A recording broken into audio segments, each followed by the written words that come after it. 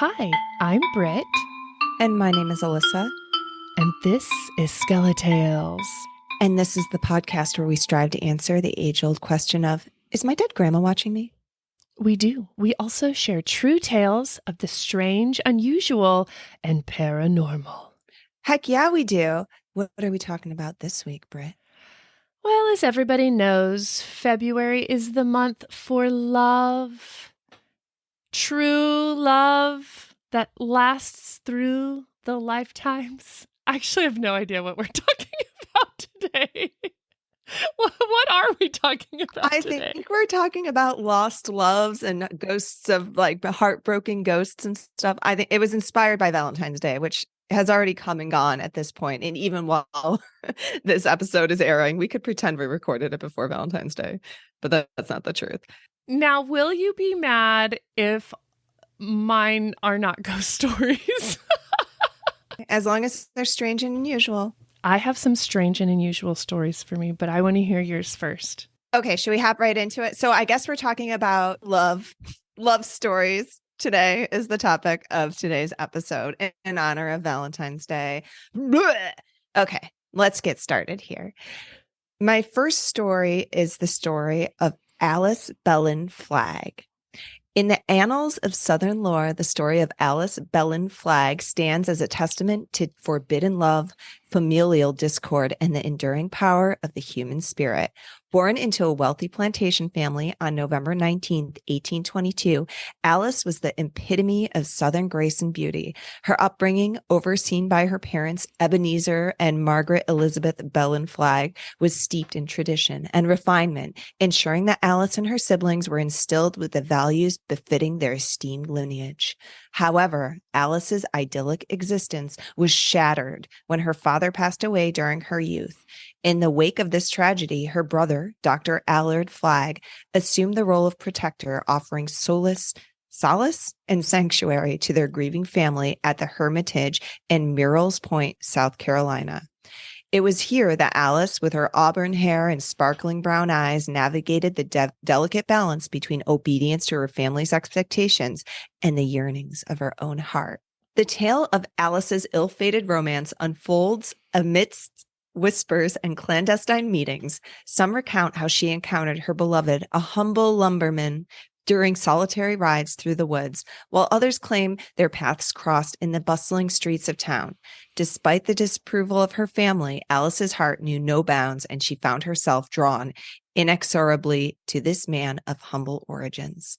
Their love, kindled in secrecy, blossomed into a fervent passion, culminating in an engagement concealed from prying eyes. Yet, when Alice sought to formalize their union with a public declaration, tragedy struck.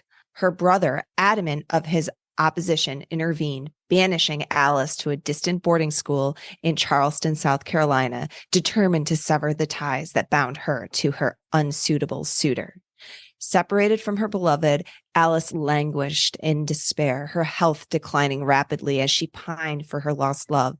Despite the efforts of her brother and the head of the boarding school to save her, Alice slipped into a coma during her journey home, her fragile spirit unable to withstand the weight of her unrequited longing. Meanwhile, little is known about the mysterious lumberman who captured Alice's heart. Named John Braddock by some accounts, he faded into obscurity, consumed by grief and haunted by memories of his lost love. His absence from Alice's funeral only added to the enigma surrounding his identity, leaving behind only the echo of his heartfelt sentiment engraved within the ring he bestowed upon Alice. Love never fails, John, is what the engraving said. In the aftermath of Alice's passing, her brother's disdain for her forbidden love manifested in a final act of cruelty. He snatched the cherished ring from Alice's lifeless form, which she wore on a ribbon around her neck, and he callously discarded it in a marsh, denying her even the solace of its memory in death.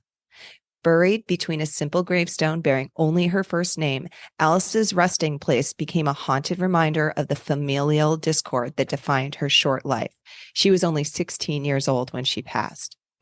Yet, Even in death, Alice's spirit refuses to be bound by the constraints of mortal existence. Reports of her ghostly apparition, clad in white and searching endlessly for her lost ring, abound in the graveyard surrounding the hermitage. Visitors to her grave leave tokens of remembrance, hoping to ease the burden of her eternal quest. As the legend of Alice Belin Flagg endures, her story serves as a poignant reminder of the enduring power of love and the tragic consequences of societal expectations. May her restless spirit someday find the peace and redemption that eluded her in life. Oh, what a dick of a brother. The worst. So there's actually another version of this story where she wakes up briefly from her coma and goes to grab the ring at her chest around her neck, and it's gone. The brother has actually removed it.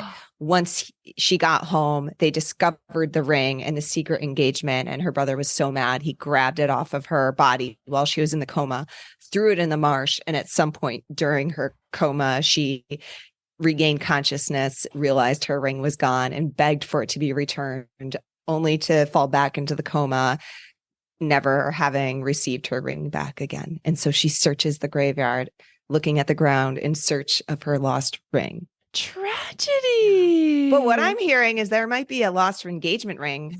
Treasure hunters down there that you, in a marsh, you go poking around. Although it's from the humble lumberman, so maybe not be that fancy. It's made of wood. Yeah. Don't use a metal detector. So that's my first story. Do you have one? I do. That was a great first story. So I start off our tale with a clip from the book Haunted Love, Tales of Ghostly Soulmates by Chris Gonsalves.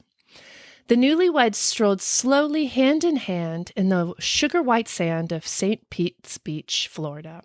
The sun was sinking into the Gulf of Mexico, and the new bride thought there couldn't be a more perfectly romantic spot on earth. The couple stopped to take in the view. She turned to her new husband to kiss him and was startled by the sight of a lone figure moving briskly up the beach behind them. It was a man. In the fiery light of the tropical sunset, he seemed to be glowing. He was dressed from head to toe in white, from his Panama hat to his linen summer suit in polished white bucks. He seemed strangely out of place here on the beach, but even from this distance, the young woman could see he was smiling. The sight of him, while unusual and unexpected, filled her with a feeling of peace. Did he just tip his hat to her? She tugged on her husband's arm. "Honey, look at this strange guy coming this way." Her husband turned to follow her gaze and saw nothing. What guy? The young wife was aghast. The friendly-looking man, resplendent in his white summer finery, had vanished right before her eyes. Where he'd stood, there was nothing but sand and shells. The couple trekked back to their hotel, which rose like a giant pink sandcastle from just above the high water mark of St. Pete Beach. As they walked through the lobby, the woman pulled her husband over to the front desk. He cringed as she called the clerk over and launched into a detailed explanation of what she'd claimed she'd seen on the beach. "All in white, crisp Panama hat," she told the clerk, "and then he just disappeared." "Yes, ma'am," the Don CeSar employee replied. He was polite, but decidedly unexcited. "I believe you saw Mr. Rowe, one of the greatest hoteliers in Florida history, I may add. He built the Don CeSar just as you see her now, and he's a common sight around the property." "Well, I don't know why, but he seemed so friendly, even though he disappeared before we could meet. Would it be possible to make an appointment with Mr. Rowe to speak to him?" "No, ma'am, I'm afraid not.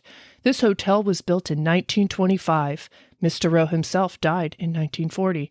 I'm afraid you're about 50 years too late to have a chat with our Mr. Rowe."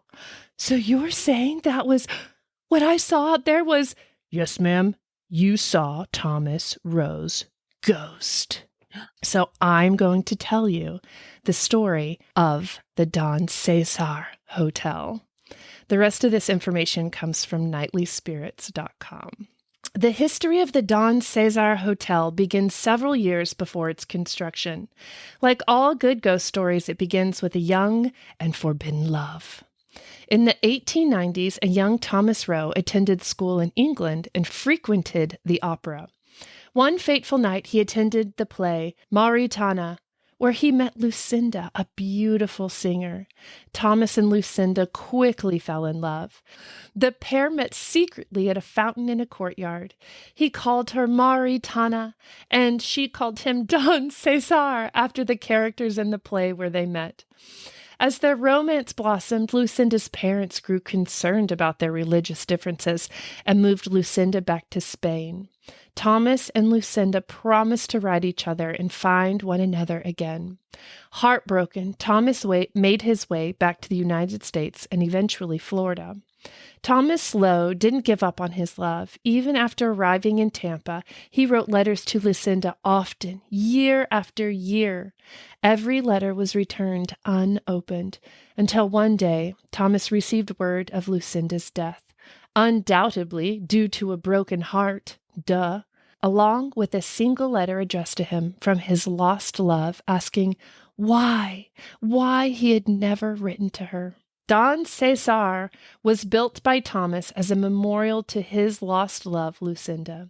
On the 80-acre plot of land perched on the sandy beach of St. Pete, the fountain that graces the lobby and the courtyard were built to be identical to the ones in England where Lucinda and Thomas would meet.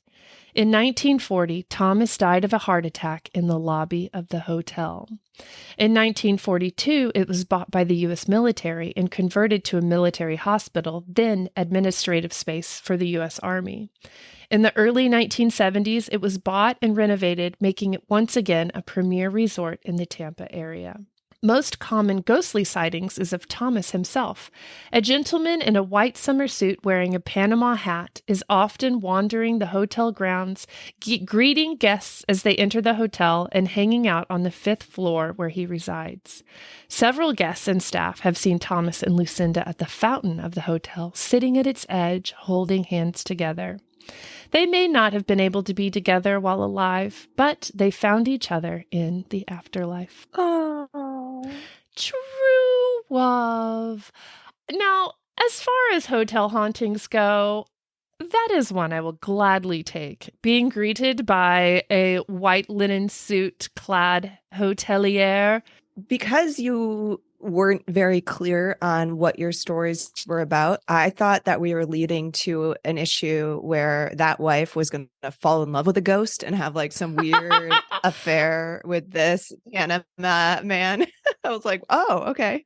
I'm on board. I want that. Why didn't I search those kind of stories? Fall in love with a ghost. A great story. I did enjoy that. What is up with all these fuckers keeping all these lovers apart back in the day? I know. It's either like, oh, they're too poor, or, oh, yeah, different religions. So much control over their lives. You know, it still happens in modern times, just maybe not as much as we hear about it, but it does still. Unfortunate, but true. Okay, do you have another story? Yes, I do. Okay, so my next story comes from seeksghosts.blogspot.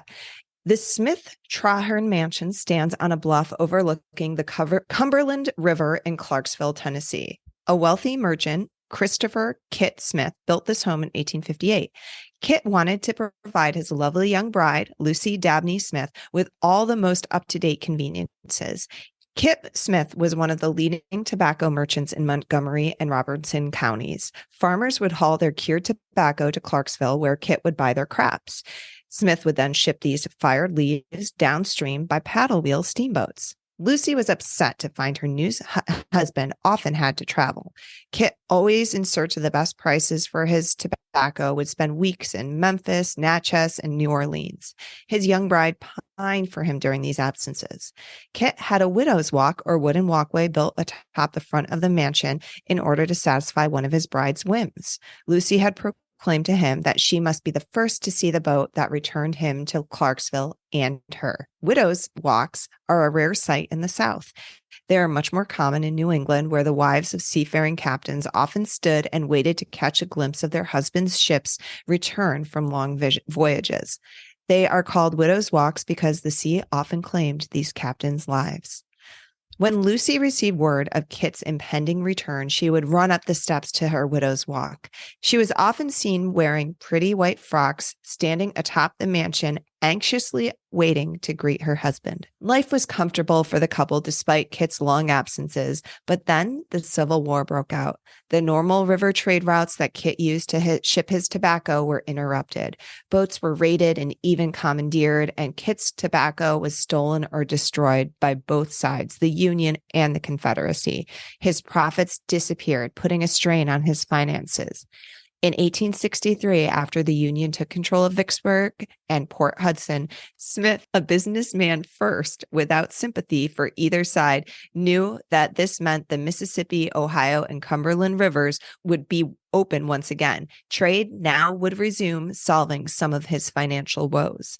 In 1865, at the end of the war, Kit decided to travel to New Orleans in order to expand his trade. Securing papers from the Federalists for passage, he bid Lucy a sweet farewell and headed downstream on a packet boat. His story at this point becomes blurred because history didn't record for sure what happened next. Kit never saw Lucy again, for he died during this trip. Locals report seeing Lucy almost constantly on her widow's walk during this time. Kit's return weeks overdue. Some speculate that he contracted yellow fever while in New Orleans and died within days. Other stories claim that he was in a hurry to return home, so he booked a passage on an overcrowded steamboat. It is stated that the extra weight and the captain's need to travel quickly caused the boat's 3 boilers to explode violently just north of Memphis. Many on board were killed, including Kit. Lucy, hearing the news of Kit's death, was inconsolable with grief. She was seen slowly walking back and forth on her widow's walk. In mourning, she was now clothed all in black.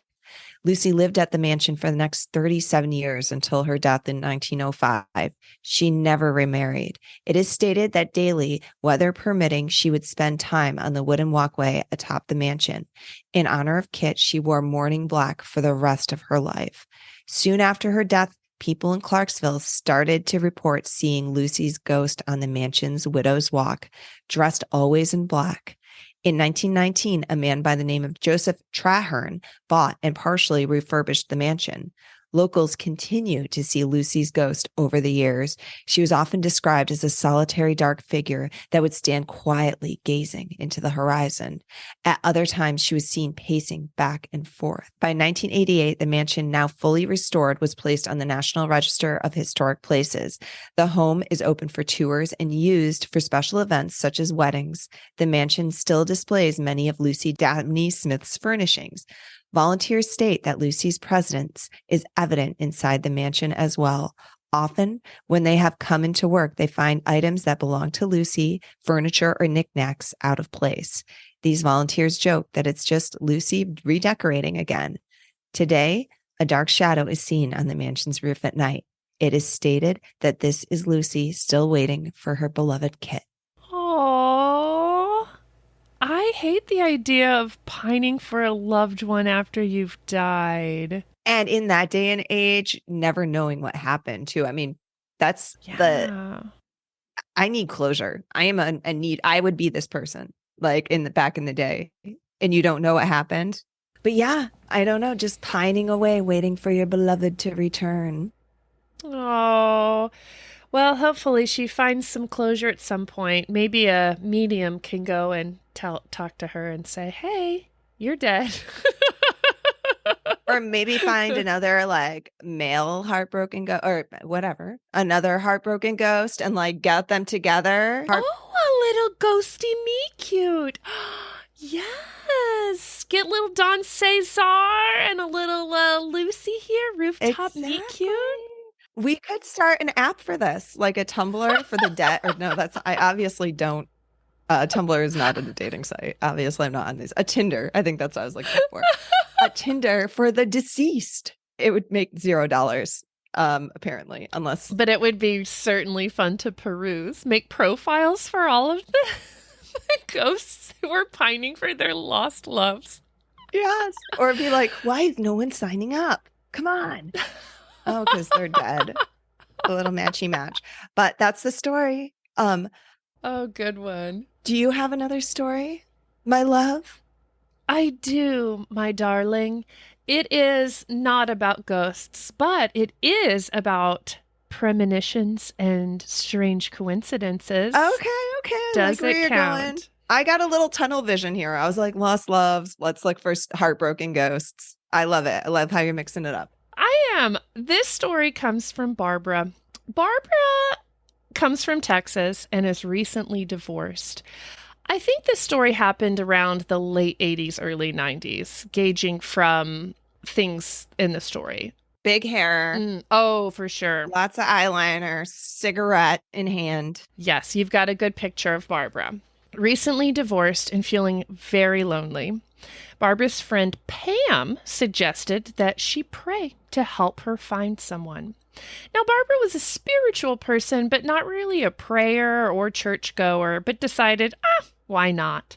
So she prayed and she said, "Please, God, bring into my life the love you intend for me." And to her utter shock, she heard a voice in her head that said, oh, this is a voice of God. "The man you're seeking for is named Bill." This message came across so strongly that she couldn't ignore it. So she went as far as to put out a personal ad in the paper seeking a man named Bill.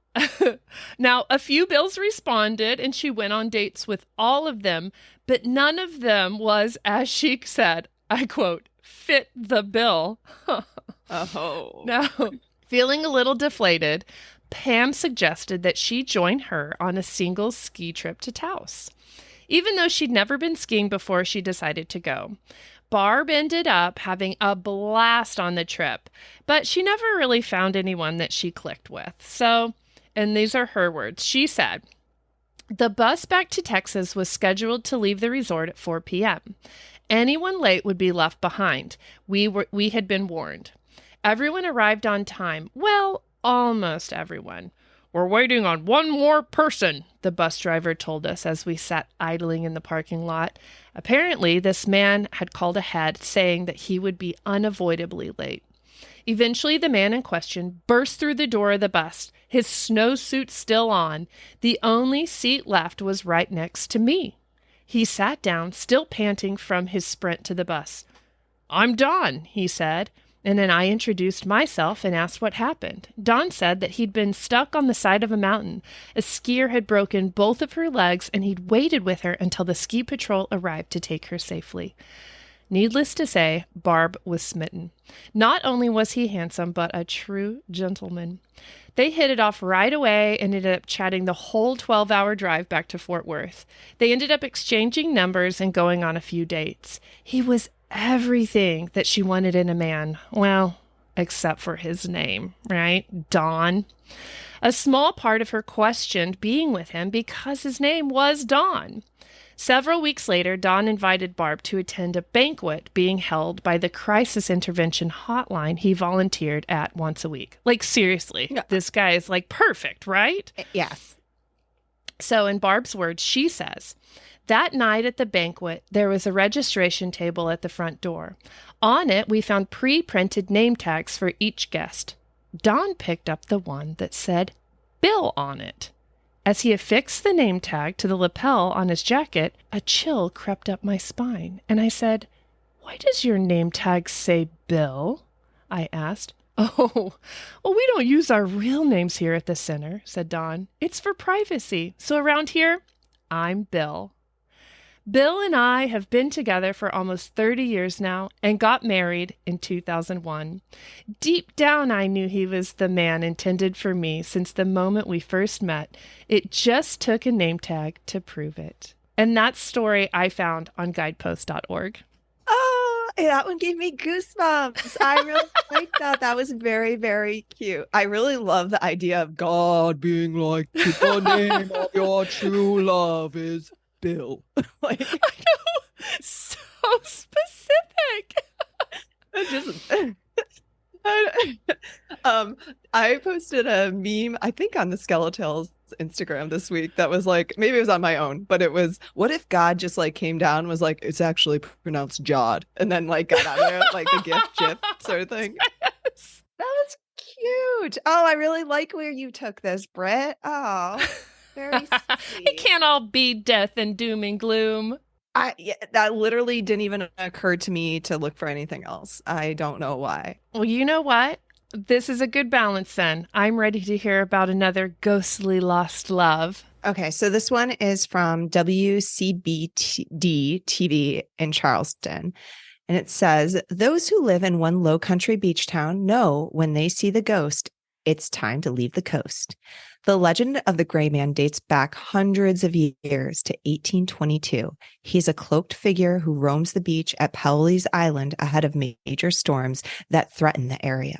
A woman claims to have seen the ghost before Hurricane Hazel in 1954.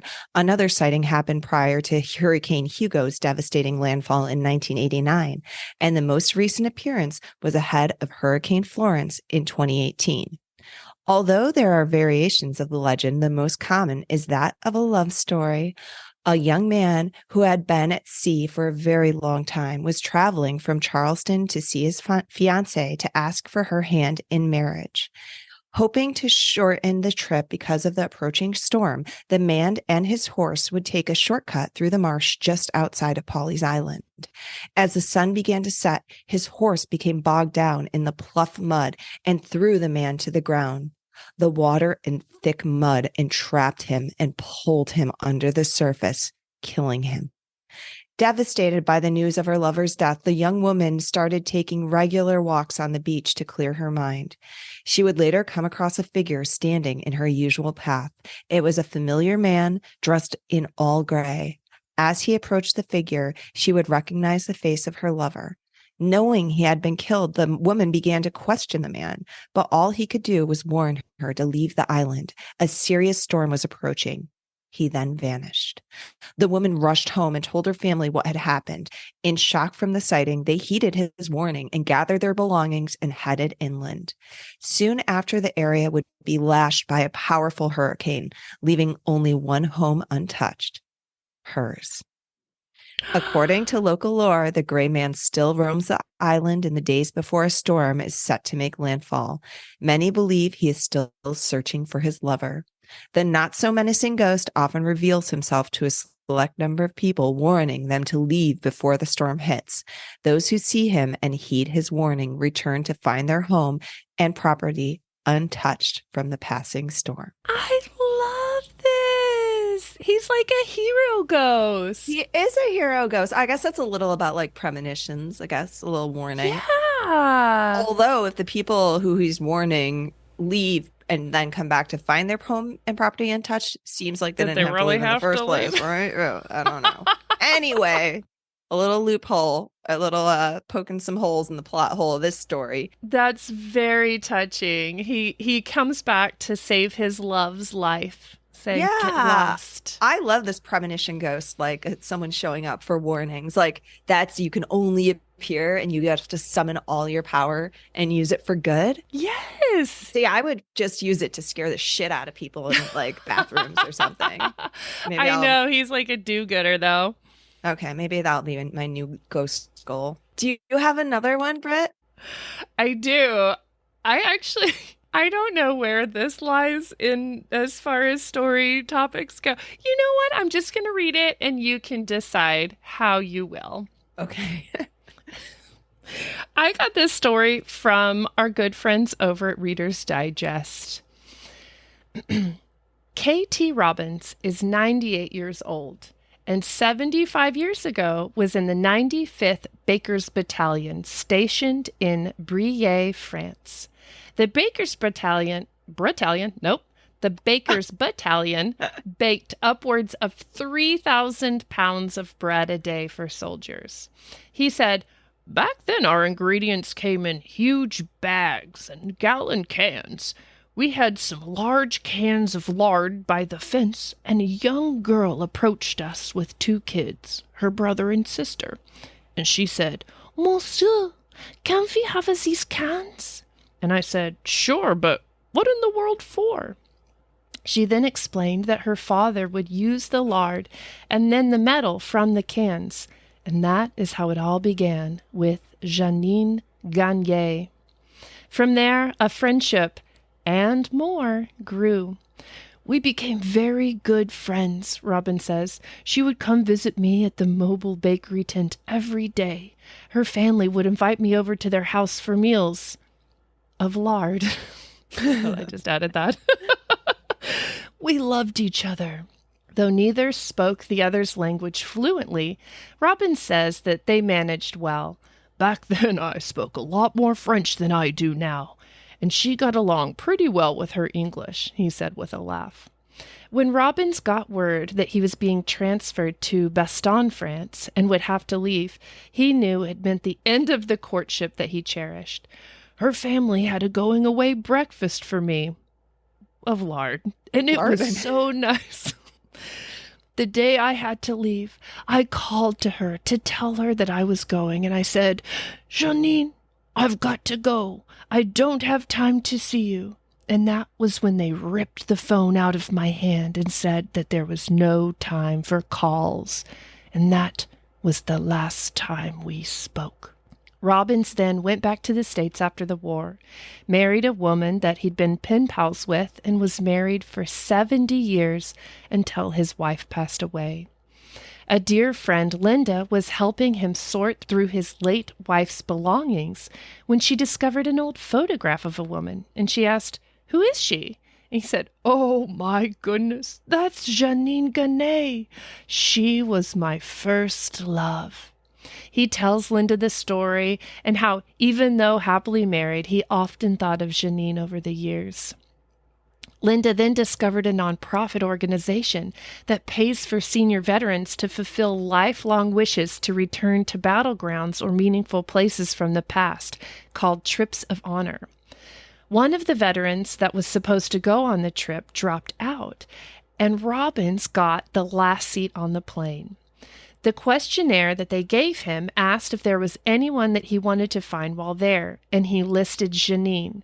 While trying to tell him that it wasn't for ex-girlfriends, but for other soldiers, he refused to change it on the paper.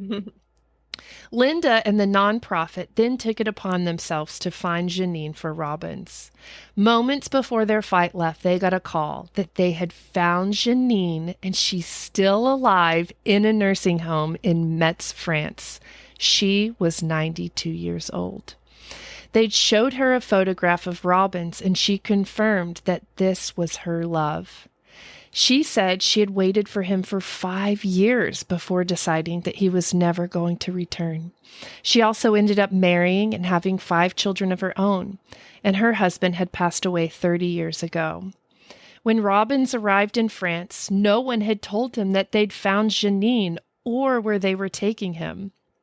When they arrived in Metz, one of the nurses on the trip turns to him and says, "I'm going to tell you something. She's still alive." When they got to the nursing home, they had her wheelchair in the lobby. "I recognized her immediately," he says. "She is still so very beautiful." Robbins told her that he loved her and that he'd always had. Janine shared that she'd always thought of him and hoped that he would return after the war. Robbins says, "We had 2 hours and dinner together." Lard. It was time to... A lovely dinner of lard. When it was time to go, she got out of her wheelchair and walked with him to the car. They embraced there for a while. She didn't want to let him go. They met 3 other times during that trip. Linda, who was also on the trip, said, "Oh, it was so sweet seeing them walking the same streets where they had courted and at the corner where his tent and the bakery once stood." Even though Robbins has no plans of moving to France from Olive Branch, Mississippi, he says that he still loves her so very much. Aw, that is a very sweet story, but not strange and unusual or paranormal in the least, Britt. I knew you'd hate it. Straight up love I knew story. you'd hate I it. knew this shit was. I knew you'd do this shit. I told you would hate what I brought to the table. Long lost, almost dead ghost story. They're gonna die soon, so that's what that what made you think it counted. They're probably ghost by now. A pre-ghost love story. The lard really won me over. So you won me over with the lard. I will allow it. Thank you. Thank you. Okay, You got to finish us off with a true, strange, unusual paranormal tale. Otherwise, we can't call ourselves Skeletals anymore.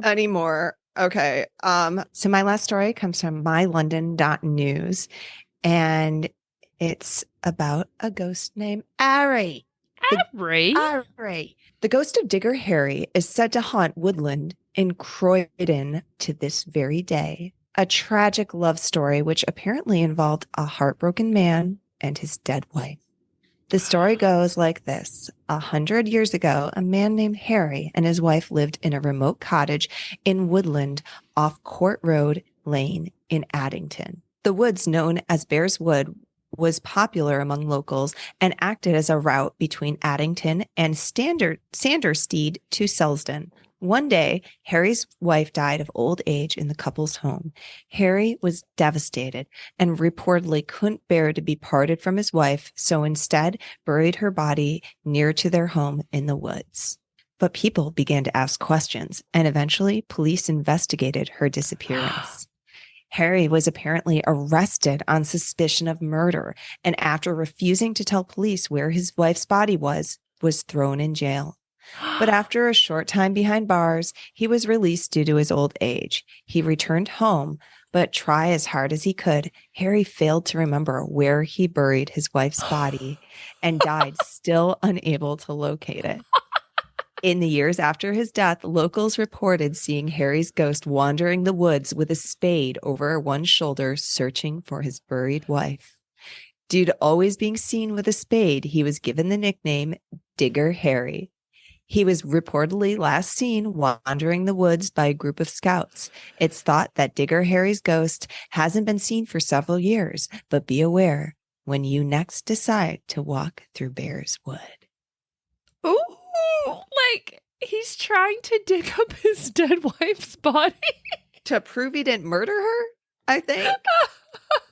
Is like to clear his name, or he didn't tell them where it was because he wanted to keep her close, but then wanted to dig again, these ghostly loopholes. Okay, new theory. Spade in hand, not looking for dead wife's bones, but looking for a very unvaluable ring by Alice Belafonte, or whatever her name was, that's been thrown into the woods.